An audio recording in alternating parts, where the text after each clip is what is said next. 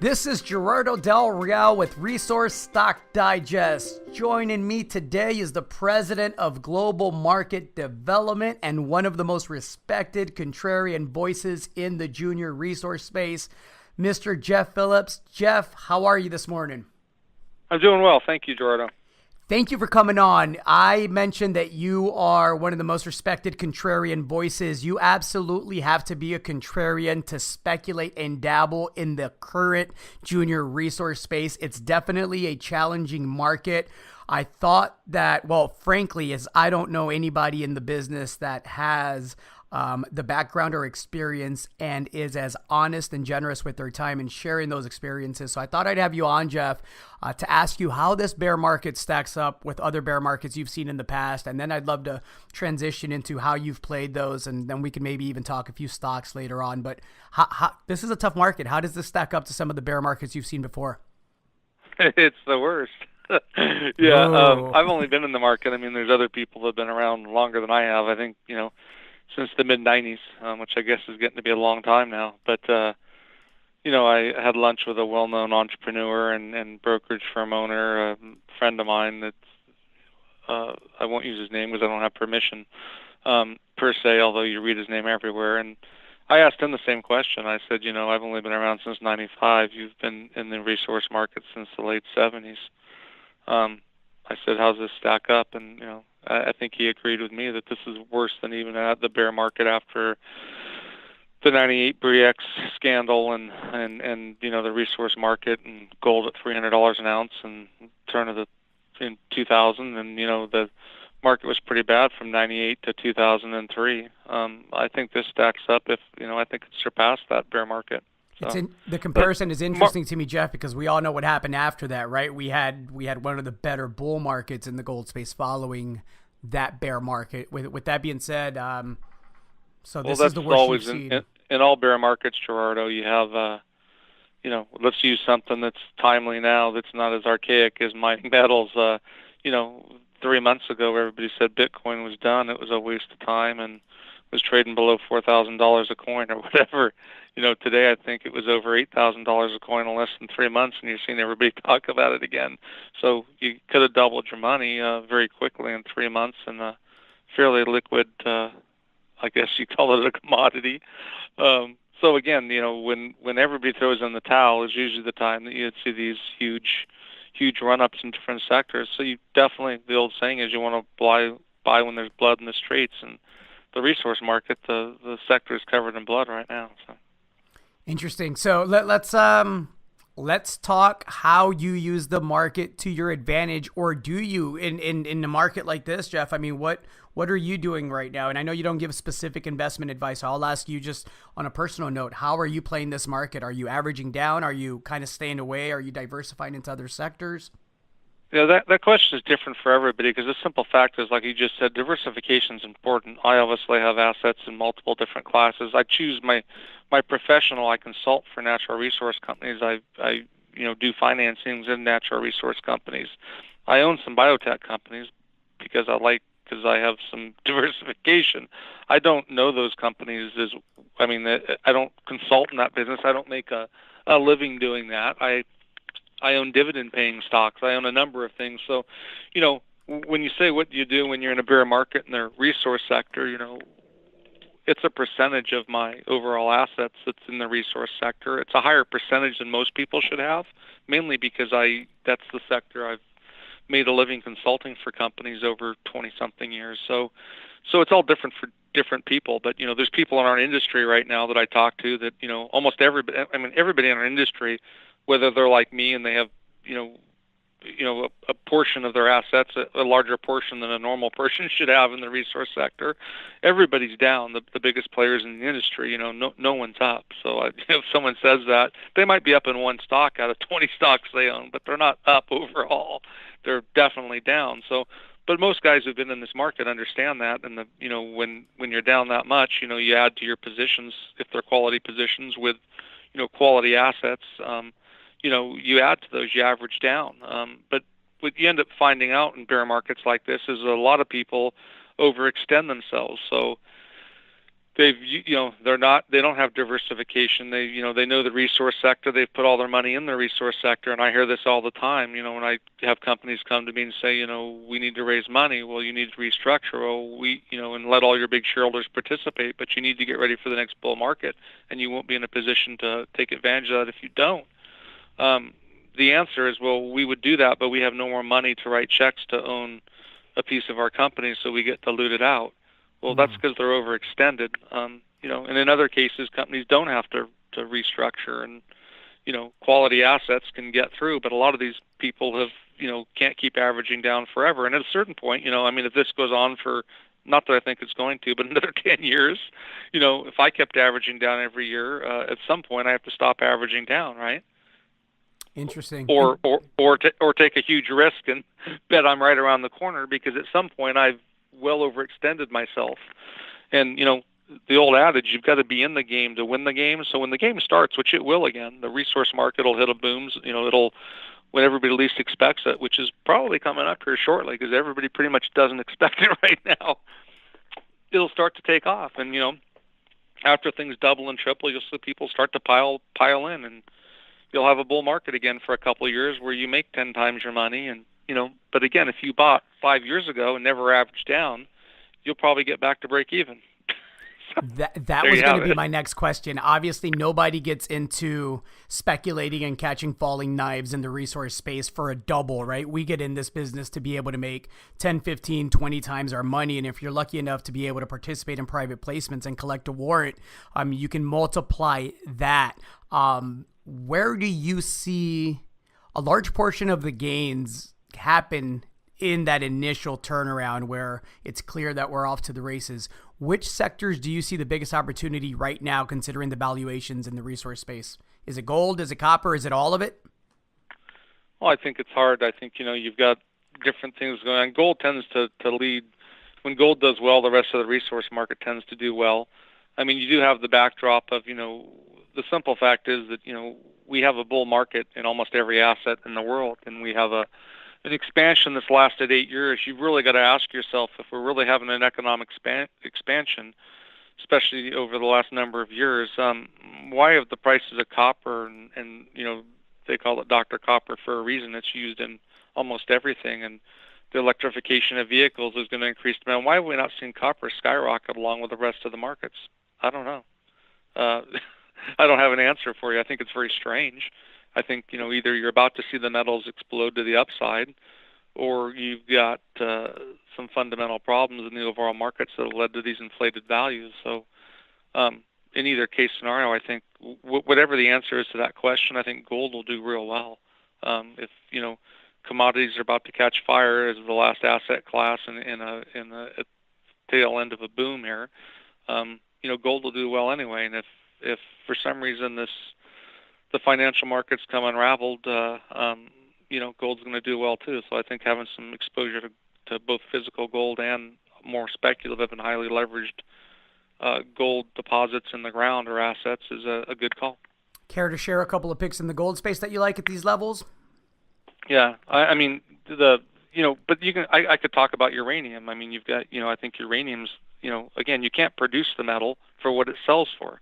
So at some point, uranium's going higher. So again, there's other. It's not just gold. I just think gold's an interesting, where we sit now in time. It's probably got a good risk-reward ratio. Names in the space, something I don't own, I don't consult for, but I think it's an interesting company is Sprott Incorporated. There's a bunch of different Sprotts, so I mean the actual company. You'd have to look up the symbol. I don't know it off the top of my head. Actually, I can tell you. Hold on. The symbol for Sprott is what is it? Are we talking the Sprott stock that pays the 4% dividend or 4-point-something% dividend? Is that the one we're talking about? Correct. We're talking about Sprott Incorporated, which essentially is Eric Sprott and Rick Rule's company that's heavily focused in the resource sector, runs the Central Fund of Canada, which is a way to buy gold and actually own the physical gold stored for you. They brokerage firm, highly leveraged to the resource market and pays, I think, a 4% dividend right now at, roughly $3 a share. The stock's been, $10 higher a share in the last, 10 years. And,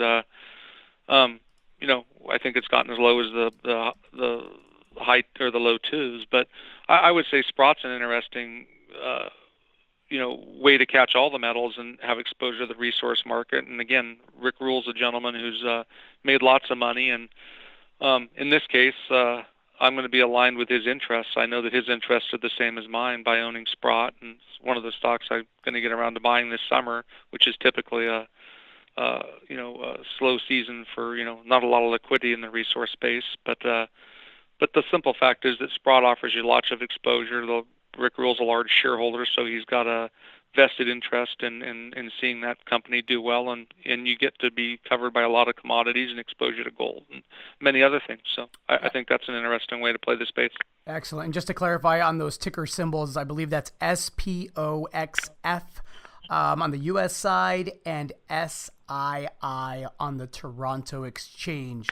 You mentioned early on in this interview that you are diversified and you dabble in other sectors outside of the resource space. Are there things you like? Are there things you're invested in right now? Things you're buying or holding?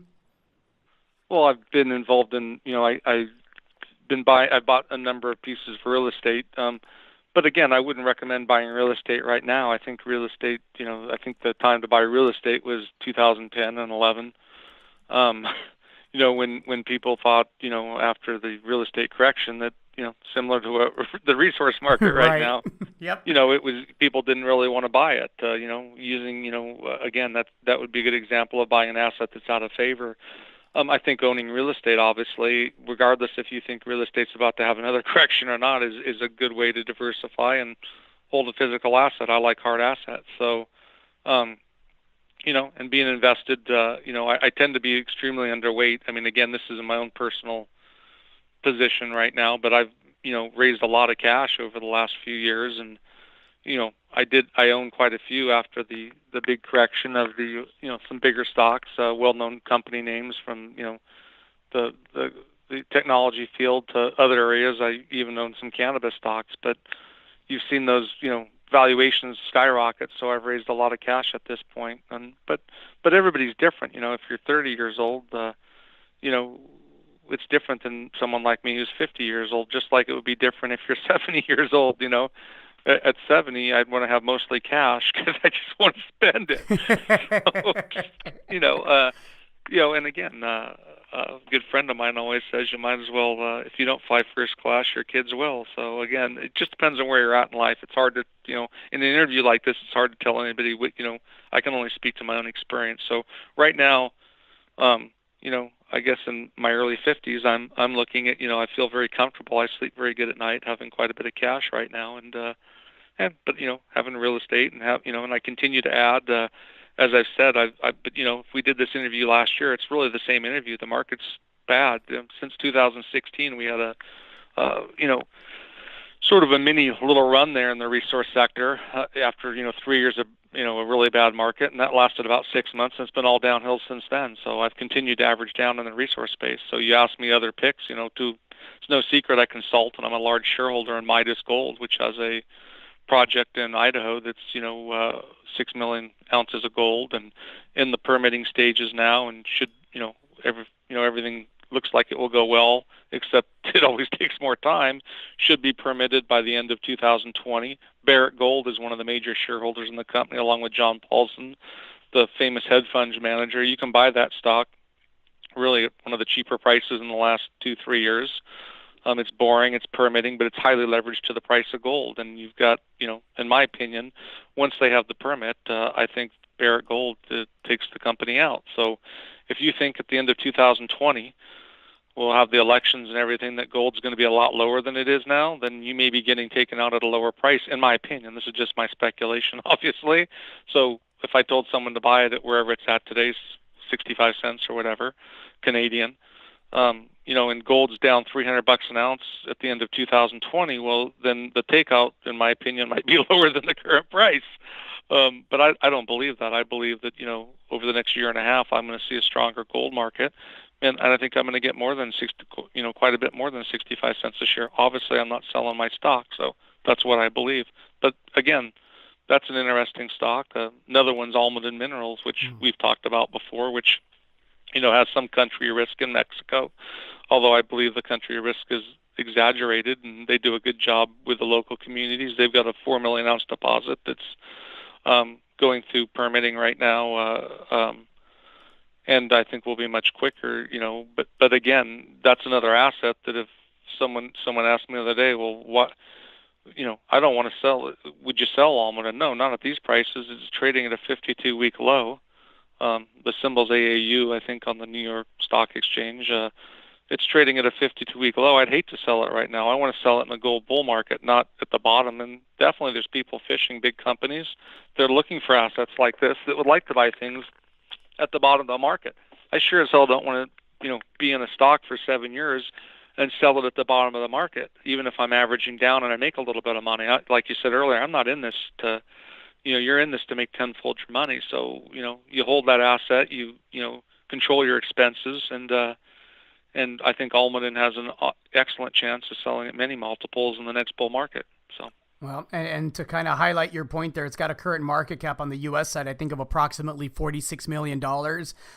They own a mint condition mill that's got a replacement value, if I'm not mistaken, of approximately $70 million.